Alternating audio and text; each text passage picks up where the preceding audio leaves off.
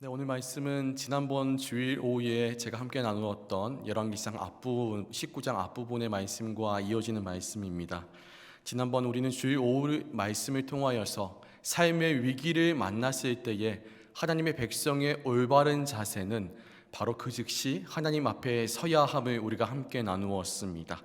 오늘은 그 말씀에 이어서 삶의 위기 앞에 하나님의 백성이 하나님 앞에 서고 그 다음 스텝은 무엇인가, 여기에 대해서 함께 살펴보기 원합니다. 여러분은 하나님의 부르심의 자리에 대해서 어떻게 생각하시나요? 하나님의 부르심의 자리라고 했을 때에 여러분의 생각은 무엇입니까? 부르심의 자리 했을 때에 어떠한 분들은 그것은 사역자의 자리가 아닙니까? 복음에 온전히 헌신된 선교사님과 같은 그러한 분들의 자리가 아닙니까? 라고 말하는 분들이 있습니다. 맞습니다. 사역자들이나 선교사님들이나 복음에 온전히 헌신된 사람들의 자리 또한 부르심의 자리가 맞습니다. 하지만 지금 여러분의 가정, 여러분의 일터, 여러분의 학교, 여러분의 지금 교회의 섬김의 자리 또한 하나님의 부르심의 자리입니다. 여러분이 하나님께서 여러분의 모든 삶을 주관하시는 분이심을 믿는다면, 지금 여러분이 있는 그 자리 또한 결코 우연이 아니라는 것을 믿으시다면, 여러분의 있는 가정과 학교와 일터와 그리고 지금의 그 교회의 섬김의 자리 또한 하나님의 부르심의 자리임을 여러분 확신하셔야 됩니다. 사람들이 많든지 적든지 그 부르심의 자리가 중요해 보이든지 중요해 보이지 않든지 분명히 여러분의 있는 그 자리는 하나님의 부르심의 자리입니다. 여러분, 때로는 우리의 부르심의 자리가 참 답답하게 여겨질 때가 있습니다. 힘들다고 여겨질 때가 있습니다. 내가 감당하는 부르심의 자리로 인해서 내가 낙심된다, 좌절된다 여겨지는 순간도 있을 것입니다. 그리고 그 가운데서 우리는 하나님이 참 야박하게 느껴지는 순간도 있을 것입니다. 나의 부르심의 자리 속에서 나는 지금 너무나 힘이 든데, 나는 지금 너무나 좌절과 낙심을 경험하고 있는데, 하나님께서는 자꾸만 다시 우리의 등을 부르심의 자리로 미시는 것입니다. 우리가 그 힘든 속에서 기도하면 기도할수록 더욱더 분명해지는 사실은 하나님께서 부르심의 자리로 우리가 다시금 나아가기를 원하신다는 것입니다. 이러할 때면 정말 하나님이 참 야박하게 느껴집니다. 그리고는 이러한 생각이 안 들 수가 없습니다. 하나님께서는 하나님의 부르심의 자리에만, 하나님의 일과 계획에만 관심이 있으시는 것인가? 그 가운데서 나의 마음이 어떠하든지, 내가 얼마나 답답하든지, 내가 심지어는 좌절과 낙심을 경험하든지, 하나님은 이러한 모든 것들은 전혀 상관이 없으신 것인가? 하나님의 부르심의 이 자리는 오로지 하나님만을 위한 자리인가? 우리는 이러한 생각이 안 들 수가 없습니다. 여러분, 과연 무엇이 정답일까요? 오늘 말씀 함께 살펴보겠습니다. 여러분, 삶의 위기를 경험하고 호렙산 깊은 굴에 숨어있는 엘리야에게 하나님의 말씀이 임합니다. 여호와 앞에 산에 서라. 내가 어찌하여 여기 있느냐. 그때 엘리야는 나름의 변명을 합니다. 하나님, 나는 열심을 다해서 하나님의 일에 최선을 다했는데 그 결과는 모든 주의 선지자들이 다 죽임을 당하고 나만 남았습니다. 하나님께서는 엘리야의 대답을 들으시고는 이렇게 말씀하십니다. 여호와 앞에 산에 서라. 그리고는 하나님께서는 놀라운 기적을 엘리야에게 보이십니다. 먼저 바람이 지나가는데 그 바람이 산과 바위를 가르고 부수면서 지나갑니다. 엘리야는 그 가운데서 하나님께서 능력으로 임하실 것을 기대했을지도 모릅니다. 하지만 그 바람이 지나간 후에도 하나님은 계시지 않으셨습니다. 이제 온 산을 뒤흔드는 지진이 있습니다. 그러나 그 지진 속에서도 하나님께서는 계시지 않았습니다. 그리고는 이제는 불이 있었습니다. 출애굽기를 보면 하나님의 임재의 상징이 불이었습니다. 그래서 엘리야는 내심 이제는 하나님께서 내 앞에 나타나시겠구나, 나를 만나주시겠구나 라고 기대했을지도 모릅니다. 하지만 불이 있었으나 그곳에서도 하나님은 없으셨습니다. 그런데 그때에 세미한 소리가 엘리야의 귀에 들립니다. 하나님께서 세미한 음성으로 똑같이 질문하십니다. 엘리야야, 내가 어찌하여 여기 있느냐? 그런데 여러분, 참 흥미로운 것은요, 엘리야가 똑같이 두 번을 똑같이 하나님께 대답을 한다는 것입니다. 하나님, 나는 최선을 다해서 이 사명의 자리를 감당했습니다. 나의 열심을 다해서 하나님의 부르심의 자리를 나는 감당했습니다. 그런데 이 결과를 좀 보십시오. 내 모든 주변에 있던 주의 선지자들은 죽임을 당하고 이제는 나 혼자 남았습니다. 엘리야의 대답은요, 너무나 똑같습니다. 즉, 그만큼 엘리야의 마음 상태는 지금 좌절과 낙심을 경험하고 있다는 것입니다. 여러분, 우리가 일반적으로 이러한 사람들을 만나게 되면 우리는 어떻게 반응을 할까요? 우리가 일반적으로 이러한 사람들을 보게 될 때 어떻게 반응합니까?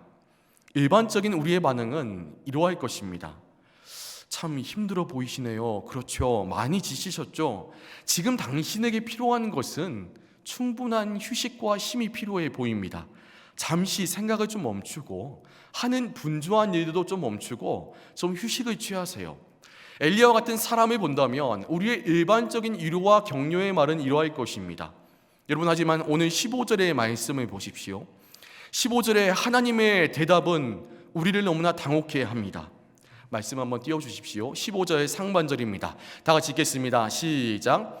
여호와께서 그에게 이르시되 너는 내 길을 돌이켜 광야를 통하여 다메섹에 가서. 엘리야의 대답에 대한 하나님의 반응은 위로도 아니었습니다. 겉으로 보기에는 격려도 아닙니다. 그렇다고 엘리야에게 휴식을 좀 취해라 라고 말씀하시는 것도 아닙니다. 엘리야야, 참 그동안 너가 고생이 많았구나. 이제는 좀 쉬어라. 충전의 시간을 좀 가져라.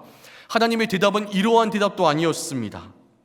여러분, 하나님의 대답 우리를 너무나 당혹스럽게 합니다. 제가 만약 엘리야였다면 하나님이 너무나 야박하게 느껴졌을 것입니다.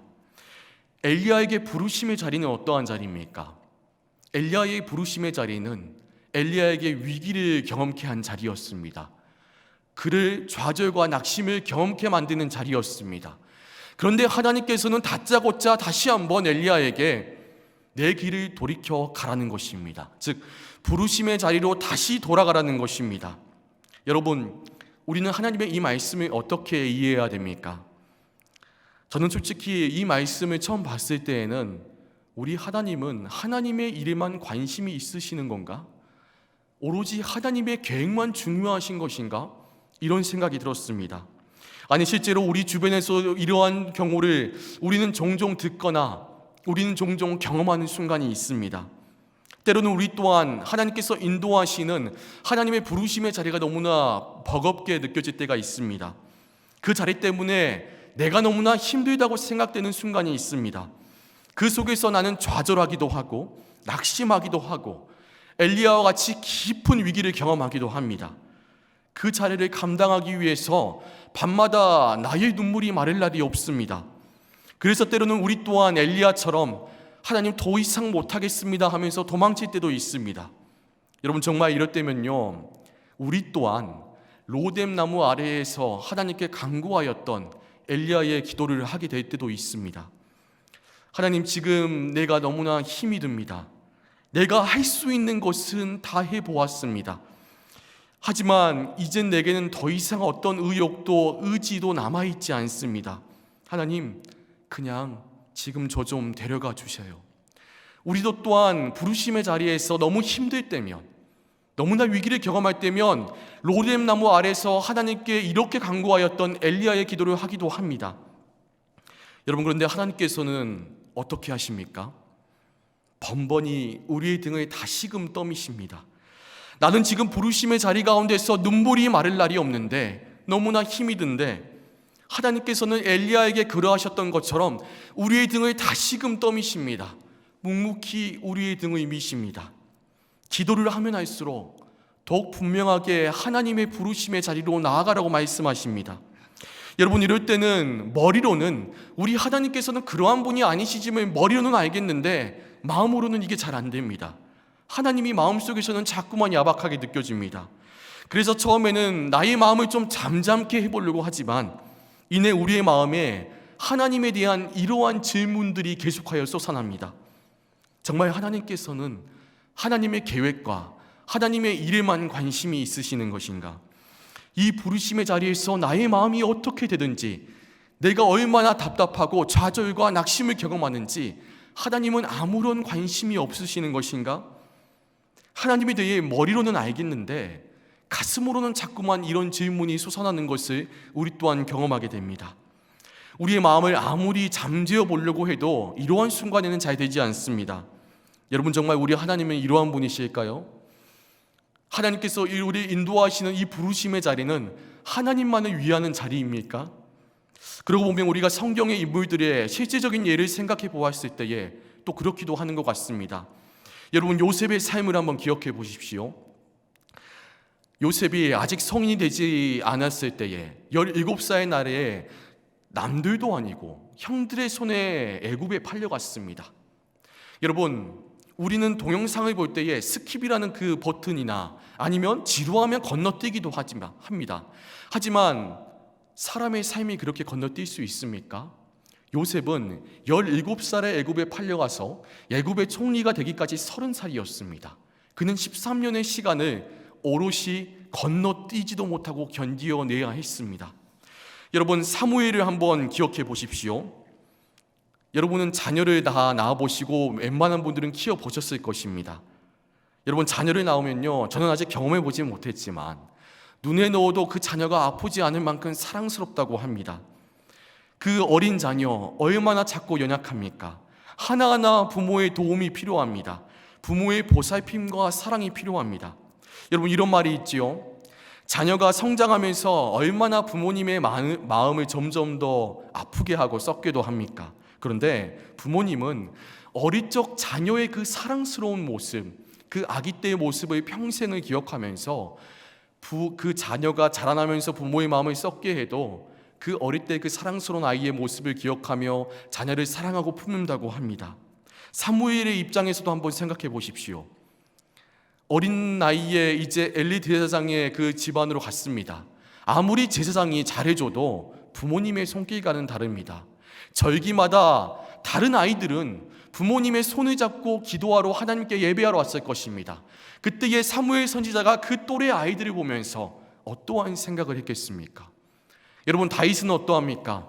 하나님께서 다윗에게 기름 부으셨습니다. 하나님의 부르심의 자리로 인도하셨습니다. 그런데 다윗이 경험한 시간들은 무엇입니까? 밤에 잠도 제대로 자지 못하고 사울이 자기를 죽이려고 쫓아오니까 들에서 굴에서 자면서, 때로는 자신의 생명을 구하기 위해서 블레셋 사람들 앞에서 미친 사람처럼 침을 흘리는 역할까지 해야 됐습니다. 이스라엘 왕으로 부름받은 자인데, 이스라엘 왕으로 기름 부은 자신인데, 다윗은 하나님의 부르심의 자리로 인하여서 그러한 어려움들과 고난의 시간을 겪어야 했습니다. 여러분, 정말 우리 하나님은 오로지 하나님의 계획만 중요하신 분이십니까? 하나님의 부르심의 자리는 오로지 하나님의 일만 중요한 것일까요? 그 가운데서 우리가 어떠하든지, 우리가 어떠한 마음이든지, 우리가 어떠한 상황이든지 하나님은 전혀 상관이 없으신 분이십니까? 이 부르심의 자리는 오로지 하나님만을 위한 자리입니까? 우리 15절의 말씀을 다시 한번 주목해 보겠습니다. 15절 상반절의 말씀입니다. 아까 상반절 말씀 다시 한번 띄워주십시오. 다 같이 읽겠습니다. 시작. 여호와께서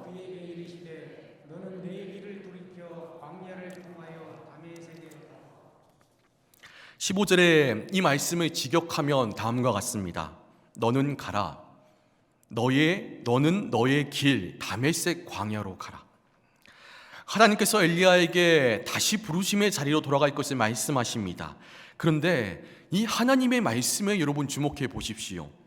하나님께서는 지금 엘리야야, 나의 계획의 길로 나아가라, 엘리야야, 나의 일의 길로 나아가라, 돌이키라 라고 말씀하시지 않습니다. 지금 무엇이라 말씀하십니까? 너의 길, 곧 엘리야의 길로 돌이켜 가라라고 말하고 있습니다. 이것은 엘리야가 호렙산까지 걸어왔던 그 길에 다시 돌아가라는 그 표면적인 의미도 있지만, 근본적인 의미는 엘리야야, 너의 부르심의 자리로 다시 돌아가라는 것입니다. 우리는 하나님의 이 말씀을 통하여서 한 가지 분명한 사실을 깨닫습니다. 바로 엘리야의 부르심의 자리가 먼저는 하나님의 일과 하나님의 계획과 분명한 연관이 있으나 이 엘리야의 부르심의 자리는 엘리야에게도 깊은 연관이 있다는 것입니다. 여러분 말씀 한번 띄워주시겠습니까? 우리가 지난번에 봤던 19장 3절과 4절의 말씀을 한번 읽어보겠습니다. 19장 3절과 4절입니다. 제가 3절을 읽겠습니다. 번갈아 가면서 읽겠습니다. 그가 이 형편을 보고 일어나 자기의 생명을 위해 도망하여 유다에 속한 브엘세바에 이르러 자기의 사환을 그곳에 머물게 하고, 4절입니다. 시작. 자기 자신은 광야로 들어가 하루 일쯤 가서 한 고렙나무 아래에 앉아서 자기가 죽기를 원하여 이르되, 여호와여 넉넉하오니 지금 내 생명을 거두시옵소서. 나는 내 조상들보다 낫지 못하나이다 하고, 이번에는 한 장만 앞으로 가서 18장의 말씀을 몇 구절만 함께 읽어보겠습니다. 먼저 21절입니다. 열왕기상 18장 21절입니다. 역시 번갈아 가면서 읽겠습니다. 엘리야가 모든 백성에게 가까이 나아가 이르되 너희가 어느 때까지 돌 사이에서 머뭇머뭇하려느냐. 여호와가 만일 하나님이면 그를 따르고 바알이 만일 하나님이면 그를 따를지니라 하니. 36절입니다. 시작. 소재 드릴 때에 이르러 선지자 엘리야가 주께서 이스라엘 중에서 하나님이신 것과 내가 주의 종인 것과 내가 주의 말씀대로 이 모든 일을 행하는 것을 오늘 알게 하옵소서. 46절입니다. 여호와의 능력이 엘리야에게 임하매 그가 허리를 동이고 이스라엘로 들어가는 곳까지 앞에서 달려갔더라. 여러분 우리가 함께 읽은 19장의 말씀에서 엘리야와 18장의 말씀에서 엘리야의 차이점을 여러분 지금 발견하시겠습니까? 19장의 엘리야와 그리고 18장의 엘리야에게 어떠한 차이점이 있습니까? 19장의 엘리야를 우리가 계속하여 봤던 것처럼 19장의 엘리야는 지금 깊은 좌절을 경험하고 있습니다. 삶의 위기를 경험하고 있습니다. 낙심하면서 자포자기하면서 하나님 그냥 내 삶을 여기서 그냥 거두어 주십시오. 나는 할 만큼 했습니다. 이러고 있습니다. 하지만 18장의 엘리야의 모습을 보십시오. 18장의 엘리야의 모습은 19장의 엘리야와 같은 인물인가라고 의심이 될 정도로 그의 삶에는 담대함이 흘러넘칩니다. 거침이 없습니다.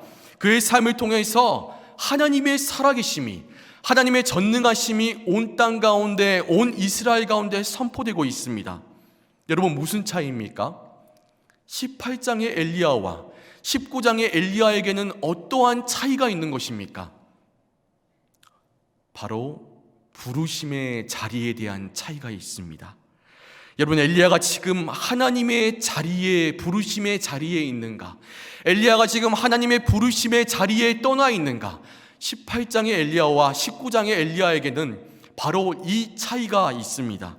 여러분 엘리야가 하나님의 부르심의 자리에 있을 때를 기억해 보십시오. 하나님의 말씀에 순종하여서 믿음으로 아합 왕에게 나아갑니다. 그리고는 아합 왕에게 이렇게 말합니다.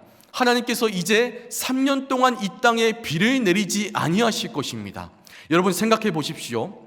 엘리야가 아합 왕에게 믿음으로 이 말을 하였는데 갑자기 하루 뒤, 일주일 뒤, 아니 한 달 뒤에 비가 내린다고 생각해 보십시오. 엘리야는 자신의 말에 책임을 져야 합니다. 왕을 농락한 죄로 그는 목숨을 내어놓아야 합니다. 하지만 엘리야는 하나님에 대한 믿음으로 담대하게 3년 동안 비가 내리지 않을 것을 선포하였습니다. 사르밧 과부의 기적의 사건들을 기억해 보십시오. 사르밧 과부의 아들이 죽었습니다. 그때에 엘리야는 하나님에 대한 믿음과 간절함으로 하나님께 죽은 자를 위해서 기도하였고, 하나님께서는 죽은 자를 일으키시는 전능하신 분이심을 그는 경험하였습니다. 이후에 자신을 죽이려고 정말 눈을 부릅뜨면서 온 나라를 뒤지고 있는 아합 왕이 엘리야를 만났을 때 이렇게 말합니다. 이스라엘을 괴롭게 하는 자여 너냐? 그러니까 엘리야가 여러분 뭐라 대답하신지 아십니까? 내가 이스라엘을 괴롭게 하는 것이 아니라 바로 당신과 당신의 집이 하나님의 명령을 버렸고 우상을 섬겼기 때문에 이스라엘이 괴로운 것입니다. 이러한 담대함이 엘리야에게 넘쳤습니다. 우상 사이에 머뭇거리고 있는 이스라엘 백성들에게 엘리야는 또한 이렇게 말을 합니다. 너희가 어느 때까지 둘 사이에서 머뭇머뭇하려느냐? 여호와가 만일 하나님이면 하나님만을 섬기고 바알이 만일 하나님이면 바알을 섬기라. 하나님의 손에 붙들려서 850대 1의 그 대결을 하였고 하나님의 살아계심을 경험했던 엘리야입니다. 여러분, 엘리야가 하나님의 부르심의 자리에 있을 때에 그의 삶이 얼마나 뜨거웠습니까? 그의 삶에 얼마나 생동감이 넘쳤습니까?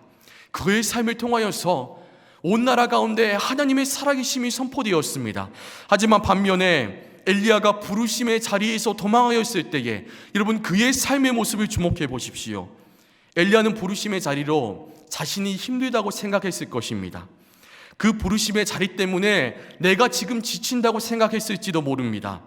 나는 힘을 다해서 하나님의 부르심을 감당했는데 자신이 예상하던 하나님의 응답이 없자 이 부르심의 자리가 나를 좌절케 하고 낙심케 한다 생각했을지도 모릅니다. 그가 하나님의 부르심의 자리를 떠나는 그 순간만큼은 내가 이 부르심의 자리를 떠나면 나에게 자유함이 있겠지, 나에게 평안함이 있겠지, 내 삶에 뭔가 좀 더 회복이 되겠지, 그는 그 순간만큼은 그렇게 생각했을지도 모릅니다. 그러나 여러분, 하나님의 부르심의 자리를 떠났던 엘리야의 모습을 보십시오. 한없이 깊은 낙심과 좌절만이 그에게 가득합니다. 하나님, 나는 이제 더 이상 못하겠습니다. 그냥 내 생명만 거두어 주십시오.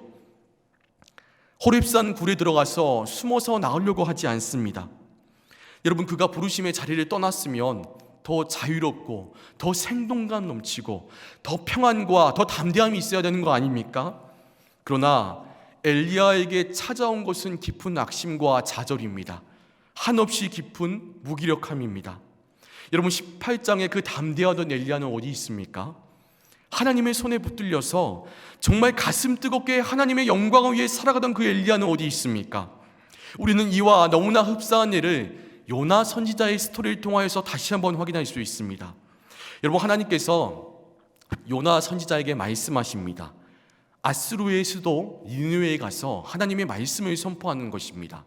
요나는요, 하나님께서 자신이 하나님의 말씀에 순종하여서 니느웨에 가서 하나님의 말씀을 선포했을 때에 혹시나 니느웨 사람들이 회개한다면 하나님께서는 다시 한번 그들이 용서해 주실 것을 알았습니다.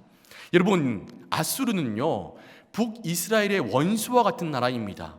얼마나 잔인한지, 얼마나 악한 삶을 살아갔던지 요나가 생각하기에 이 사람들은 구원받아서는 안 되는 사람들입니다. 그래서 요나는 하나님의 부르심의 자리에서 도망하였습니다. 다시스로 가는 배를 탔습니다. 그런데요, 그 배가 무엇을 만납니까? 여러분이 아시는 것처럼 큰 풍랑을 만납니다. 사람들은 자신이 들고 오는 물건을 모두 다 바다에 던지면서 갖은 싸움을 합니다. 살아보려고요. 하지만 그때 요나는 어떠하였습니까? 배 저 깊은 곳에서 지금 어떠한 일이 일어난지도 모르고 잠을 자고 있습니다. 즉, 요나의 지금 영적 상태가 이러한 것입니다. 그래서 결국 배 사람들이 제비뽑기를 하기 시작합니다. 과연 이 재앙이 누구 때문에 벌어진 일인가? 한 명이 뽑고, 두 명이 뽑고, 몇 명이 이제 모든 배 사람들이 뽑고 마지막 누가 남았습니까? 요나가 남았지요. 요나가 뽑는데 영락없이 요나가 그 주인공으로 뽑혔습니다. 여러분, 요나는 어떠한 직분의 사람입니까? 어떠한 부르심의 자리입니까? 사람들의 영혼을 하나님의 생명의 길로 인도하는 그 자리입니다. 하나님의 말씀을 선포하여서 사람들의 영혼을 생명의 길로 인도해야 되는 자리입니다. 그 부르심의 자리입니다. 그런데 지금 요나가 하나님의 부르심의 자리에 떠나 있을 때에 그는 오히려 사람들의 생명을 위협하는 삶을 살아가고 있는 것입니다. 반대로 요나가 이제 하나님께 회개하여서 부르심의 자리로 다시 돌아갔을 때를 여러분 기억해 보십시오.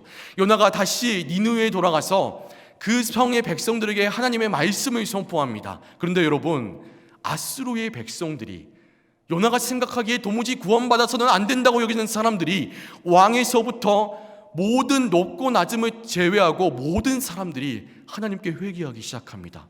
하나님께서는요, 니느웨 사람들의 회개를 들으시고 그들을 용서하십니다. 여러분, 한 사람의 생명이 얼마나 귀중합니까? 한 사람의 생명의 가치가 천하보다 귀하다고 우리는 말하고 있지 않습니까? 그런데 니느웨 성에서는 좌우분간을 하지 못하는 사람의 수가 12만 명이었습니다. 가축의 수는 더 많이 있었습니다. 요나가 하나님의 부르심의 자리에 있을 때에 그의 삶을 통하여서 하나님께서 얼마나 귀중하고 얼마나 놀라운 일을 행하였습니까?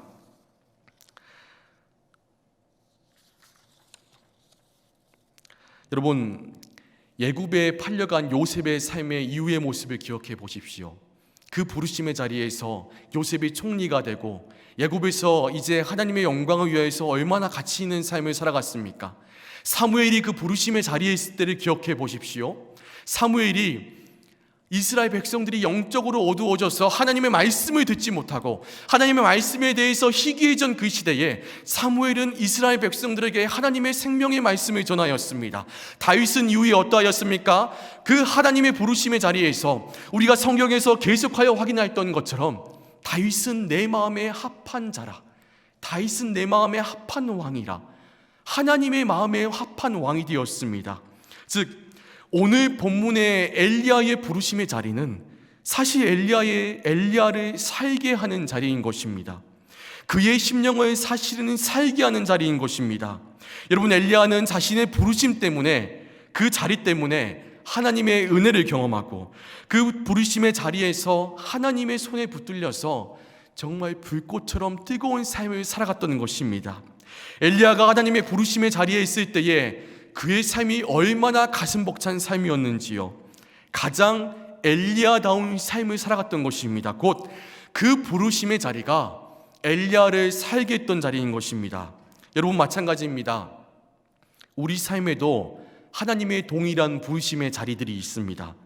여러분이 하나님께서 나의 모든 삶을 주관하시는 분이심을 믿는다면, 내 삶의 모든 것들이 우연이 없다는 것을 여러분들이 굳게 믿는다면, 하나님께서는 이 세상에 아무리 작은 것부터 이 세상의 모든 우주 만물을 세밀하게 주관하시는 분이심을 믿는다면, 지금 여러분이 있는 가정, 여러분의 일터, 여러분의 학교, 여러분의 지금 교회의 자리의 섬김 또한 하나님의 부르심의 자리임을 여러분 확신하셔야 됩니다.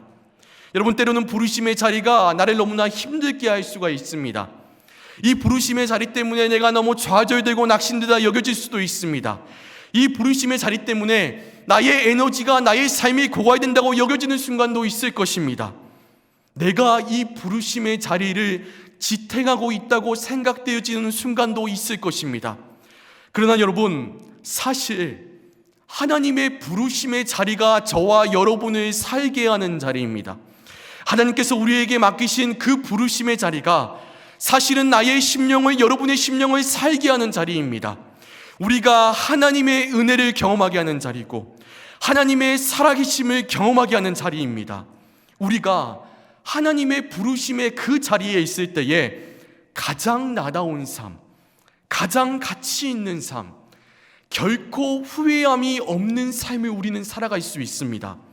한없이 연약하고 부족하고 이러한 우리의 모습이지만, 우리가 하나님의 부르심의 자리에 있을 때에 성경의 인물들을 한 사람만을 봤을 때에는 모두가 부족하고 연약하고 흠이 많은 사람들이었지만, 그들 또한 하나님의 부르심의 자리에 있을 때에 놀라운 하나님의 일을 감당하였던 것처럼, 그 부족한 삶을 통하여서 하나님의 영광이 온 땅 가운데 선포되었던 것처럼, 연약한 우리의 삶이 하나님의 부르심의 자리에 있을 때에 우리 또한 하나님의 영광을 드러내게 될 줄 믿습니다. 여러분, 화단에 심겨진 꽃을 한번 기억해 보시겠습니까? 우리 교회 앞에도 꽃들이 심겨져 있습니다. 화단에 심겨진 꽃은요, 뜨거운 햇볕과 때로는 거친 바람과 비를 만나야 됩니다. 꽃은 그 자리가 때로는 답답하다고 여겨질 수도 있겠지요. 그 화단의 자리가 나를 올가매고 나를 힘들게 하고 내가 그 자리를 빛나게 해주는 것이라, 내가 그 자리를 지탱해 주는 것이라 생각할 수도 있을 것입니다. 그래서 내가 이 화단을 벗어난다면 내게 좀 더 자유와 평안과 생기 넘치는 삶이 있을 것이라 화단의 꽃은 기대할 수도 있을 것입니다. 하지만 여러분, 사실 꽃이 심겨진 그 화단의 자리가 그 꽃을 살게 하는 자리인 것입니다. 꽃이 심겨진 그 화단의 자리가 꽃의 잎사귀와 꽃잎에 영양분을 제공해 주는 자리입니다. 결국 꽃은 그 화단에 있을 때에 가장 아름답고 싱그러운 본연의 모습대로 살아갈 수 있는 것입니다. 사랑하는 아현장로교회 성도님 여러분, 여러분의 부르심의 자리가 지금 답답하게 느껴지십니까? 그 자리 때문에 내가 힘들고 지친다고 여겨지십니까? 하나님께서 왜 나를 자꾸만 이 부르심의 자리로 밀어 넣으시는지, 이러한 질문이 지금 여러분들의 마음 가운데 가득하십니까? 아니면 혹여나 지금 엘리야처럼 부르심의 자리에서 도망하신 분이 있습니까? 사랑하는 아현장로교회 성도님 여러분, 여러분의 부르심의 자리가, 하나님께서 여러분을 인도하시는 그 가정과 학교와 일터와 교회의 섬김의 그 부르심의 자리가 여러분을 살게 하는 자리입니다. 여러분의 심령을 살게 하는 자리입니다. 여러분을 가장 여러분답게 살아가게 하는 자리입니다. 여러분이 하나님의 은혜를 경험하게 하는 자리입니다. 그 자리에 여러분들이 있을 때에 한없이 부족하고 한없이 부끄럽고 하나님 앞에서 하나님 내가 무엇을 할 수 있을까요? 이러한 우리의 모습이 하나님의 영광을 위하여서 살아갈 수 있게 되는 것입니다. 곧 하나님의 부르심의 자리가 저와 여러분들을 살게 하는 자리인 것입니다. 우리 15절 말씀을 다 같이 읽겠습니다. 15절입니다. 다 같이 상반절입니다. 시작. 여호와께서 그에게 이르시되 너는 내 길을 돌이켜 광야로 말미암아 다메섹에 가서. 하나님의 부르심의 자리에서 하나님의 살아계심과 하나님의 전능하심을 경험하는 저와 여러분의 삶이 되기를 소망합니다. 하나님의 부르심의 자리에서 연약함 투성이지만 하나님의 영광을 위해 가슴 뜨겁게 살아가는 저와 여러분이 되기를 소망합니다. 아무 쓰임도 없이 녹슬어가는 삶이 되는 것이 아니라 하나님의 부르심의 자리에서 하나님의 그 손에 붙들려서 하나님께 마음껏 사용되어져서 달아 없어지는 저와 여러분의 삶이 되기를 간절히 소망합니다. 다 같이 기도하겠습니다.